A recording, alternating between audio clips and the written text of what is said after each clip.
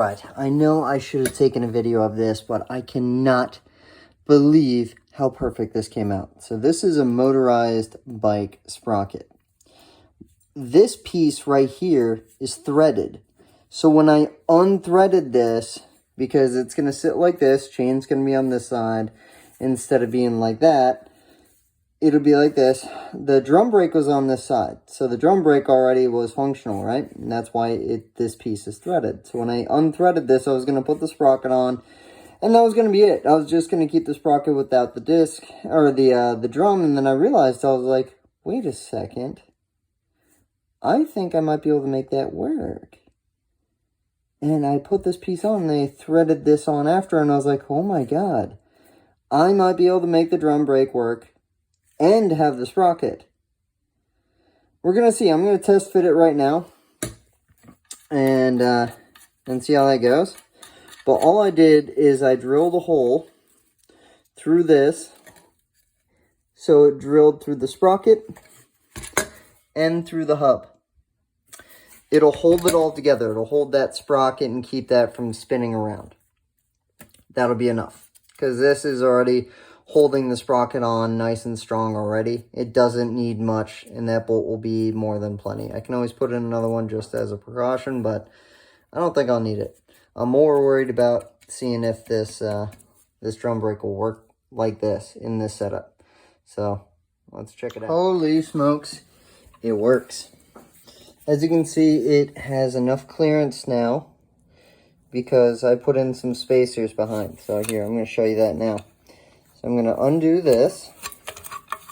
So what I've done here, as you can see, is I've put these on.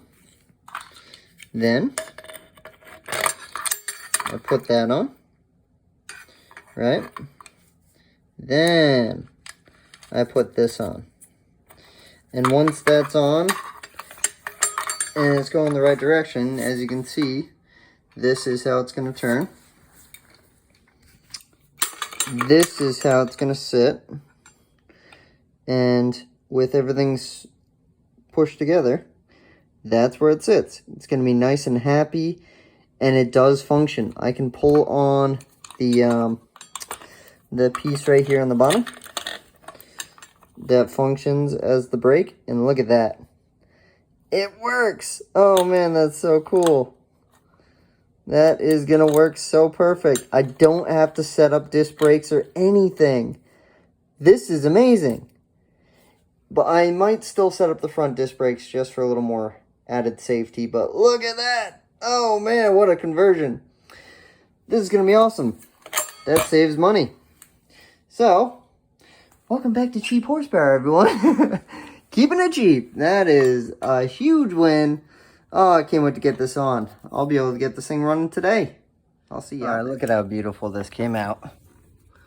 Look at that. The chrome looks good. The brake works. Look at that. And all I did is I tucked this arm on this side. Obviously, I could put that that bolt right through here, which it's easy. You just kind of get it lined up. See how I'm getting that lined up? Perfect. Now I'll just go ahead and throw a bolt through there. You know, like the actual one that's supposed to go through there. And then it'll keep this away from hitting this.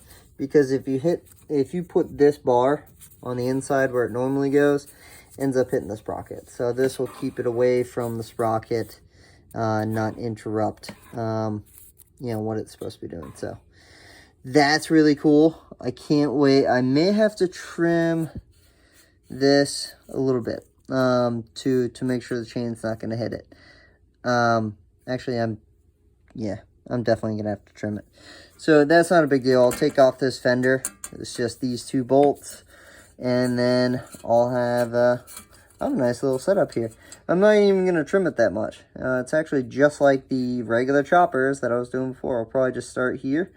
Go in a little bit, come down here, and that's all I'm really going to need just to get past that edge of the tire. And then the rest of it will just stay there, and I'll just throw a little black touch-up paint on there. And hopefully, nobody will ever know I had to make a cut. All right, ladies and gentlemen, so after some hard work and a late night, it is complete. Ready for some gas and a first ride. And man, it came out real good. Obviously, I had to zip tie this down. I wanted to come up with a better looking mount for this, but this was just at least a way to get it to hold it down instead of having it movable. I even thought about putting a spring on this and making it spring loaded for the tensioner, but it's not really needed. But either way, that came out really nice. I actually just used some tin snips and cut around, and it gives it plenty of space. It still functions as a brake too, as an emergency brake. And I think it'll kind of help as I'm using this brake up here, which is nice and strong. And that also functions. And that's for the disc brake, or sorry, the drum brake right there. So unbelievable. Looks so cool. I wish the person before me didn't paint this motor, but that's fine. It's not a big deal. The silver actually kind of looks cool up there. I'll finish it up soon, and this will be a nice little machine, hopefully.